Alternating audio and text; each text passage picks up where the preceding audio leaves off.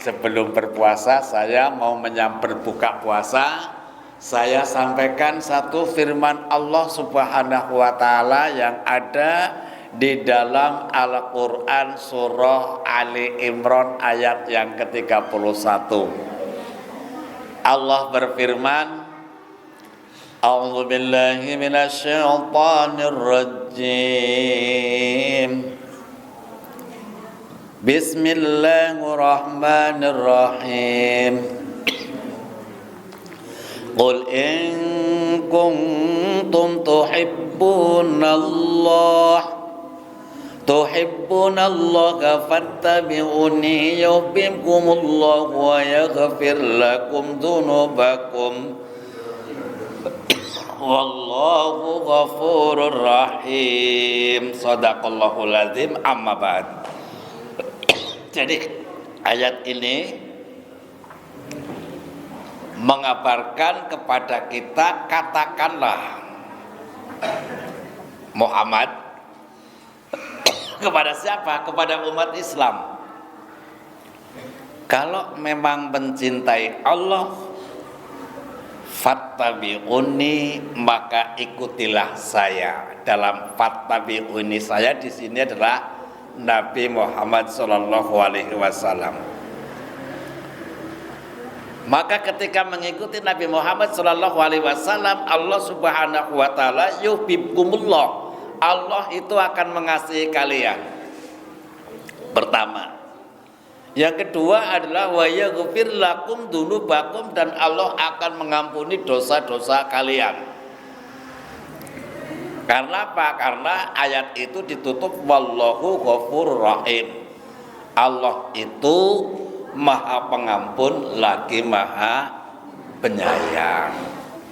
Jadi dari pelajaran yang diambil pada ayat yang ke-31 Al-Qur'an surah Ali Imran ini, maka tidak ada tawar-tawar menawar. Kalau memang kita cinta kepada Allah, maka ikutilah apa yang disampaikan oleh Nabi kita. Dalam bentuk apa? Dalam bentuk sunnah beliau. Sunnah itu meliputi sunnah qauliyah, sunnah takririyah, sunnah fi'liyah. Ikutilah itu. Qauliyah itu adalah banyak ucapan, perkataan Rasul, hadis. Contohnya, man shoma ramadhana imanan wa ihtisaban ghufirallahu ma taqaddama min dzambi. Siapa yang berpuasa karena iman kepada Allah dan mengharap pahala Allah, maka dosa-dosa yang lalu diampuni oleh Allah Subhanahu wa taala. Itu hadis yang berupa qauliyah. Kemudian ada hadis yang bernama hadis takririyah, penetapan. Contoh, dulu para sahabat pernah menghidangkan dan mengkonsumsi yang namanya daging biawak. Maka ditanya oleh Rasul, apa yang Anda makan? Saya adalah memakan daging biawak. Bagaimana Anda Rasul? Adakah suka? Rasul kemudian terdiam, tidak melarang. Rasul juga kemudian tidak memerintahkan. Ketika diam, maka diambil kesimpulan makan biawak adalah boleh. Ini adalah takririyah, ketetapan. Termasuk juga adalah puasa hari Tasyu'a, tanggal 9 Muharram. Pada saat itu Rasul itu kemudian bertanya, kenapa hari ini adalah berpuasa? Karena ini begini. Maka kemudian Rasul bernadzar, ditetapkan nanti tahun depan saya akan berpuasa pada hari yang ke-9 di bulan Muharram. Namun sebelum sampai pada saatnya Rasul sudah diwafatkan oleh Allah Subhanahu wa taala. Ini qauliyah, takririyah, kemudian fi'liyah, perbuatan. Perbuatan seperti apa? Contoh ketika Rasul itu bagaimana etika ketika makan. Pada saat makan Rasul itu adalah berhenti sebelum kenyang dan makan sebelum lapar. Rasul juga bagaimana ketika makan menggunakan tangan kanan. Kemudian Rasul bagaimana ketika menggunakan segala sesuatu banyak dimulai adalah dengan bagian anggota yang kanan. Itu namanya adalah sunnah Rasul yang berupa fi'liyah perbuatan, takririyah penetapan, kauliyah adalah perkataan. Itu harus. Maka ketika itu kita lakukan, Allah Subhanahu wa taala yuhibbukumullah, Allah itu akan mencintai dan mengasihi kita, dan wa yaghfir lakum dzunubakum, Allah akan mengampuni dosa-dosa kalian. Di hadis yang lain Nabi Muhammad SAW menyebutkan begini,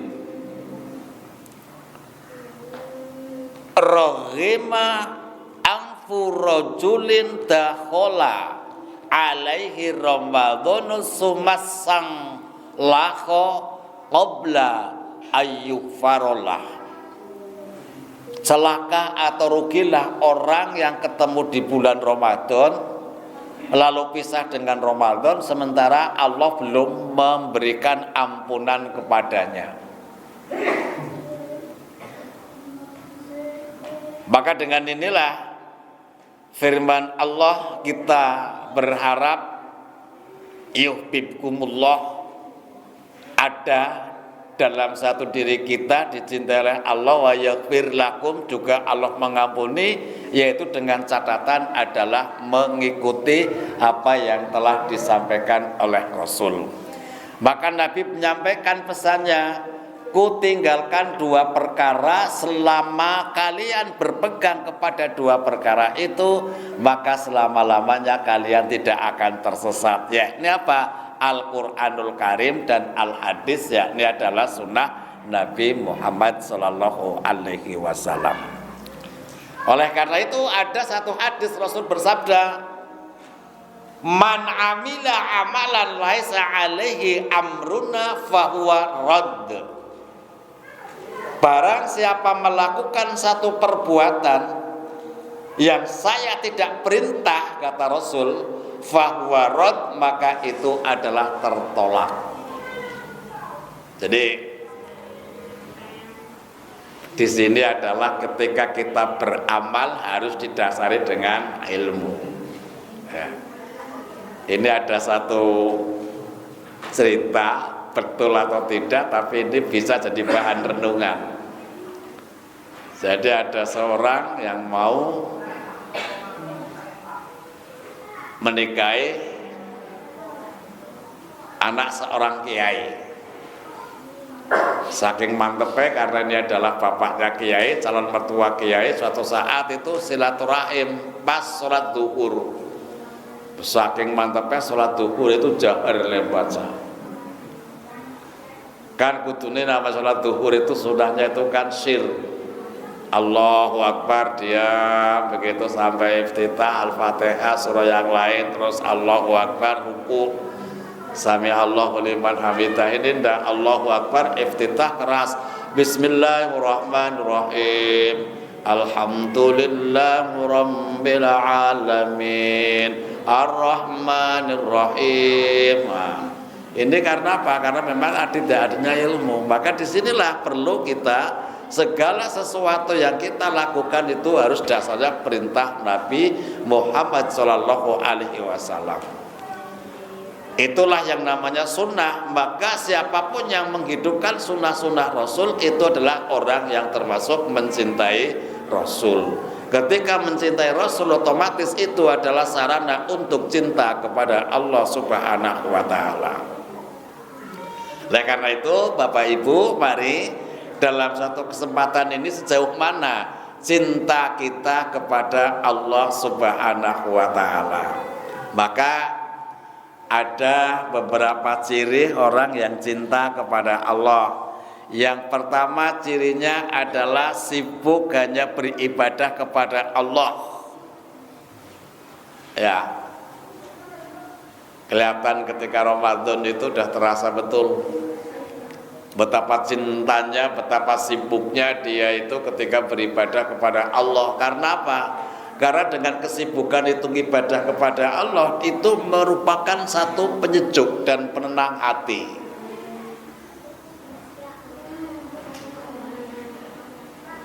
Seperti sekarang itu kan maksimal kita beribadah. Jam 5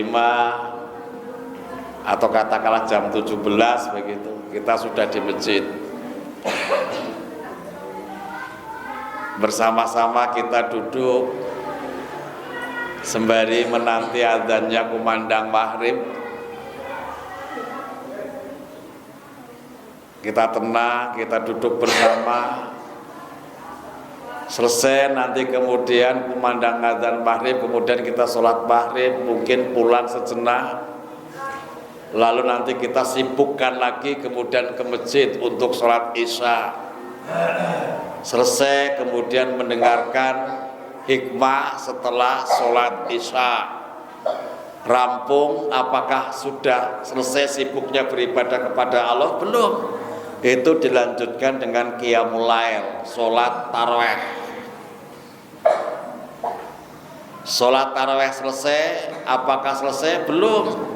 Kita semua masih sibuk beribadah kepada Allah, apa tadarus, membaca Al-Quran sesuai dengan kapasitas dan kemampuan kita. Tentunya kalau yang sudah terbiasa ya sempat, kalau berlatihan ya terbata-bata itu sudah maklum. Dan itu di jadwal, direncana paling enggak itu nanti 1 bulan kita harus khotam Al-Quran sekali. Kan itu kan dasar kita, undang-undang kita. Apapun kehidupan kita sudah diatur di dalam Al-Quran. Maka pantas ketika kita sibuk, baik di bulan Ramadan atau di luar Ramadan, maka kita senantiasa adalah beribadah, termasuk adalah membaca Al-Quranul Karim. Itu artinya adalah sesosok yang senantiasa sibuk kepada Allah Subhanahu wa Ta'ala beribadah, yang itu akan memunculkan sebuah ketenangan.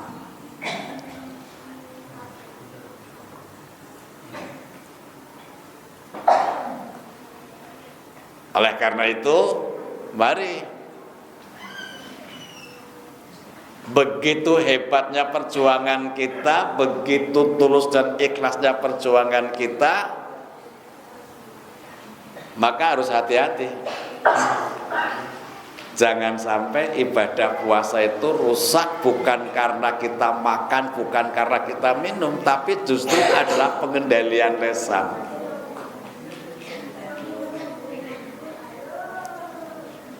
Maka Nabi Muhammad SAW itu menyindir kepada kita. Rubba so'imin, berapa banyak orang yang berpuasa, Allahu itu tidak mendapatkan apa-apa min siyamihi dari puasa. Al-ngatas warju, kecuali adalah dahaga dan lapar. Ini artinya apa? Orang itu berpuasa dari terbit fajar, puasa, sampai berbuka puasa ikut, tapi tidak disadari ketika itu di tengah-tengah siang hari beliau itu kemudian terjebak pada satu perbuatan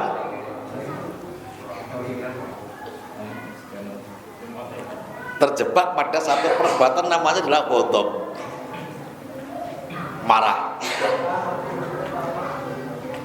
terjebak pada satu buruk sangka. Maka itulah kemudian Allah Subhanahu wa Ta'ala mengingatkan di dalam Al-Quran surah Al-Hujurat ayat yang ke-12, ya ayyuhalladzina amanu jtanibu katsiran minadh-dhon inna ba'dadh-dhonni ismu wala tajassasu wala yaktab ba'dukum ba'dha ayuhibbu ahadukum ayyakula lahma akhihi maitan fakaritumu al-ayat. Wahai orang-orang yang beriman, jauhilah oleh kalian tentang banyaknya buruk sangka. Apa itu buruk sangka? Adalah ya buruk sangka itu kalau Jawanya itu mengatakan tuh sujono.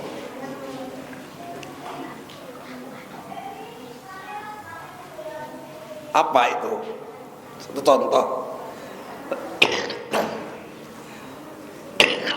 Contoh. Ketika orang itu hidupnya menurut pandangan yang gak fajar, dia kok mulia hidupnya ya, mencari rezeki gampang. Padahal setahu saya dia itu tidak pernah bekerja keras, tapi kok hartanya banyak. Jangan-jangan dia hidupnya tidak beres. Jangan-jangan dia itu punya rewang. Itu namanya adalah sudah lon, buruk sangka. Juga adalah kita tidak boleh tajasasu, kita itu sari, sibuk mencari kesalahan orang lain. Kita juga tidak boleh untuk melakukan namanya saling ucapan-ucapan yang mengumpat. Kalau itu kita melakukan buruk sangka, sibuk mencari kesalahan orang lain, juga adalah ucapan yang mengumpat, kata-kata keji, maka oleh Allah Subhanahu wa ta'ala disindir bahwa sukakah kalian ayuhibbu ahadukum ayyakula lahma akhihi maitan fakarihtumu. Sukakah kalian memakan daging saudaramu yang sudah menjadi mayat? Maka tentunya kalian adalah jijik. Ini kalau itu puasa melakukan seperti itu, maka Nabi bersabda rubba so'imin haddo'u min siyamihil ju'u wal atas. Berapa banyak orang yang berpuasa tidak mendapatkan apa-apa dari puasa itu kecuali adalah hanya lapar dan dahaga. Karena apa? Tidak bisa mengendalikan lesan kita. Mari dalam satu Ramadan ini juga seterusnya kita membuat satu yakin perjanjian dalam diri kita untuk senantiasa mengucapkan perkataan yang baik. Jangan kemudian kita banyak buruk sangka, jangan kemudian kita mudah mengorek kesalahan orang lain, sementara kesalahan kita nggak pernah dievaluasi. Jangan juga adalah mengucapkan kata-kata keji, kata-kata kotor. Karena umat Islam itu kan diperintahkan oleh Nabi bahwa man kana yu'minu billah wal yaumil akhir falyaqul khairan aw liyasmut.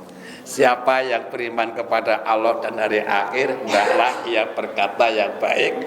Kalau tidak bisa berkata yang baik, maka adalah lebih baik diam. Itu yang pertama. Orang yang mencintai Allah dengan sesungguhnya, yakni adalah mengikuti sunnah Rasul, dia punya satu ciri. Yang pertama adalah sibuk dalam beribadah semata-mata kepada Allah Subhanahu wa ta'ala. Kata Imam Ghazali di dalam kitabnya yang pernah berjudul Ihya Ulumuddin, agar seseorang itu betul-betul bisa cinta kepada Allah itu satu adalah harus bisa mengkonsentrasikan pikirannya semata kepada Allah, tidak boleh berpaling kepada urusan dunia. Ya kalau dunia itu kan memang urusan dunia itu kan laibun walahun, persendaguruan dan permainan, itu yang namanya dunia. Dunia ibaratnya adalah digambarkan buah mangga, kelihatan hijau, ketika dikupas itu betapa kuningnya, ketika dimakan rasanya betapa manisnya. Dunia juga seperti itu. Kalau sudah sampai kita tergiur pada kenikmatan dunia, apalagi kalau sudah dibungkus 3. Unen-unen wong Jawa zaman dulu itu rame ning kadunyan itu ming telung perkara. Siji, kumimpri ing ringgit, klubuke iwak ana ing kedung, wanita wentis kuning ayu. Itu yang ketiga persoalan itu yang sering sekali direbutkan oleh anak manusia. Kulubu ing iwak ana ing kedung artinya ini adalah sebuah satu gambaran bahwa ramenya dalam suatu perputaran kekuasaan. Di Indonesia saja itu yang namanya satu perputaran kekuasaan itu kadang-kadang ya kita lihat lah ketika akan pemilu begitu tuh kan ramai banget kampanye dan sebagainya, mengenalkan programnya ini dan sebagainya begitu. Bahkan karena memang tidak khusyuk beribadah kepada Allah sampai dia mohon pertolongan kepada siapa begitu, walaupun juga gak terwujud. Itu yang pertama. Kemudian yang kedua kalinya adalah gumrim jingik ringgit. Itu artinya bahwa dunia itu akan senantiasa dibuat ramai ketika itu terjadi namanya adalah ekonomi, uang.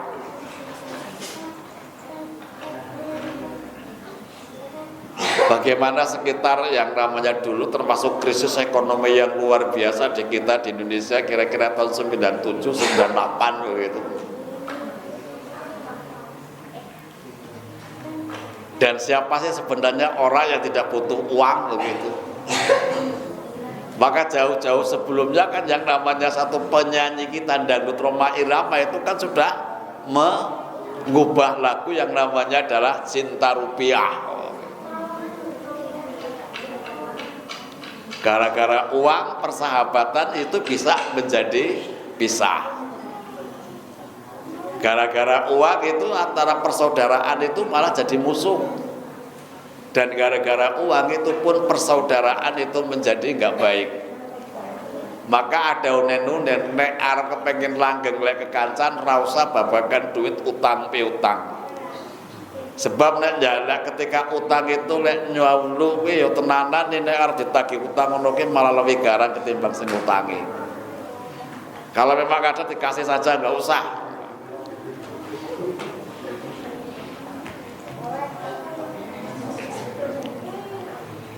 Terus yang terakhir namanya dunia itu karena wanita cantik. Coba ketika itu yang namanya keturunan Adam, Habil dan Qabil lahir ke dunia sudah membawa pasangan masing-masing, tapi pada saat itu kemudian dinikahkan dengan silang. Yang satu merasa pasangannya waktu lahir bareng itu yang cantik, kok kenapa harus dinikahkan bukan dengannya? Protes, maka kemudian terjadi iri dan akhirnya apa? Kemudian terjadi pembunuhan. Sampai sekarang pun banyak. Gara-gara persoalan wanita banyak kemudian muncul persoalan di kalangan mereka terutama yang memperebutkan wanita itu. Itu yang terjadi memang seperti itu. Selanjutnya, orang yang cinta kepada Allah Subhanahu wa taala itu sabar dalam menghadapi taat kepada Allah, sabar dalam kesulitan. Contohnya siapa? Adalah Nabi Ayub. Di dalam Al-Quran surah Shad ayat yang 44 Allah berfirman, Inna wajadnahu sabiran ni'mal abdu innahu awwab. Sesungguhnya kami dapati dia Ayub seorang yang sabar. Dialah sebaik-baik hamba, sungguh dia sangat taat kepada Allah. Jadi ceritanya Ayub alaihissalam itu kan awal diuji oleh Allah, diberikan harta yang banyak, kemudian diuji oleh Allah, harta itu diambil oleh Allah, diberikan keturunan oleh Allah dengan satu yang kuat, pandai, cerdas, lalu anak itu kemudian diambil oleh Allah. Terakhir bahwa fisiknya ia yang diuji, yakni adalah penyakit, yang penyakit itu adalah memunculkan bau yang tidak sedap, sampai kemudian diungsikan sehingga istrinya pun dia adalah untuk sementara meninggal karena meninggalkan dirinya karena tidak tahan terhadap baunya. Maka ketika dia memohon kepada Allah, ya Allah, boleh engkau uji apapun, tolong jangan diuji lidah saya, karena lidah saya adalah hanya untuk berzikir kepadamu. Kemudian diberikan kesembuhan dengan kesabaran yang luar biasa, diberikan kesembuhan, dan istrinya pun kembali ya sebagai satu bahan dalam hukuman. Maka sang istri kemudian dipukul dengan seikat rumput yang tidak menyakitkan fisiknya. Itulah yang namanya sabar. Maka seseorang yang memang betul cinta kepada Allah Subhanahu wa ta'ala, dia ketika mendapatkan ujian baik yang menggembirakan atau yang tidak menggembirakan, maka dia adalah sama mendapatkan nilai pahala. Karena ketika diuji dengan kesusahan, dia bersabar, ada nilai pahala di sisi Allah. Maka ketika dia diuji oleh Allah dengan kenikmatan dan kesenangan, dia bersyukur kepada Allah, itu pun pahala. Maka seluruh urusan bagi seorang mukmin menakjubkan dan tidak didapat kecuali dalam diri seorang muslim. Allah Subhanahu wa ta'ala mengingatkan kepada kita bahwa innallaha ma'as sabirin. Sesungguhnya Allah itu adalah bersama-sama dengan orang yang sabar. Selanjutnya, Bapak Ibu yang saya hormati, kita kan pada umumnya sudah belum mampu. Ketika kita diuji dengan kenikmatan, kita okelah bersyukur, alhamdulillah. Tetapi ketika kita mendapatkan satu ujian dari Allah yang menyesakkan dada, yang tidak menyenangkan, yang terkadang di situ adalah adanya kekurangan sabaran kita. Ya. Jadi kemarin saya itu ke satu kota, di situ tuh ada jembatan, ya. Saya kemudian salah langkah. Ya. Selanjutnya, orang yang senantiasa berzikir kepada Allah Subhanahu wa ta'ala. Ada satu hadis yang menyebutkan bahwa nanti pada saatnya tiada hari naungan kecuali naungan Allah Subhanahu wa ta'ala. Maka ada 7 golongan yang akan dinaungi oleh Allah. Di antaranya satu golongan adalah rajulun dzakarallaha khalian fafadat ainahu. Jadi seseorang yang berzikir kepada Allah di tengah kesepian, lalu dia takut, kemudian meneteskan air mata. Jadi dia ketika itu berzikir kepada Allah Subhanahu wa ta'ala tidak hanya sekedar rutinitas, tetapi ketika dia berzikir dalam keadaan posisi yang sepi, posisi yang sunyi, kemudian orang tersebut kemudian berpikir rasa takut muncul karena Allah Subhanahu wa ta'ala, dan kemudian dari rasa takut itulah dia nangis. Tapi nangisnya tidak sampai mengeluarkan suara yang berlebihan, maka ditandai dengan tetesan air mata. Dia berpikir sambil merenungkan dalam satu kehidupan, ternyata dalam kehidupan tidak ada yang namanya yang pasti. Yang pasti itu adalah perubahan, dan yang pasti itu adalah kematian. Tetapi untuk yang lain-lain adalah tidak ada yang pasti. Dan semuanya itu adalah tidak ada yang tahu kecuali Allah Subhanahu wa ta'ala. Maka dalam sebuah zikir kepada Allah Subhanahu wa ta'ala, terlebih besok ketika kita sudah di 10 akhir Ramadan, banyak diantara kita yang kemudian kita iktikaf, berzikir, berdoa, mengevaluasi diri, lantas ketika mengevaluasi diri disadari bahwa banyak sekali kekurangannya, kemudian muncul rasa takut di hadapan Allah, kemudian dia juga kemudian menangis. Itulah yang ada kaitannya dengan masalah berzikir kepada Allah dalam kesunyian. Dia sampai memunculkan takut dan sampai meneteskan air mata. Salah satu cintanya kepada Allah Subhanahu wa ta'ala. Karena cinta kepada Allah, maka saatnya nanti tiada hari, tiada naungan kecuali naungannya Allah, maka orang tersebut akan mendapatkan naungan dari Allah Subhanahu wa ta'ala. Baik, teruskan. Masih kurang 1 menit ya, apa 2 menit.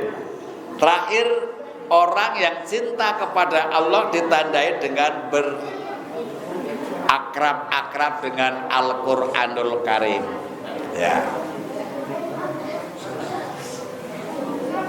Amalan yang dicintai oleh Allah itu adalah bukan seberapa banyaknya, tetapi adalah amalan yang senantiasa ajeng. Ciri orang yang cinta kepada Allah, maka dalam setiap harinya dia tidak pernah absen untuk berdekatan dengan Al-Quran, yakni adalah membaca. Mungkin selepas sholat maghrib, katakanlah cukup 1 juz. Kalau tidak sampai 1 juz, mungkin beberapa halaman, mungkin sampai kepada beberapa ruku. Yang penting setiap hari itu adalah ada pembacaan itu. Itu sebuah tanda bahwa cinta kita kepada Allah Subhanahu wa ta'ala. Sudah.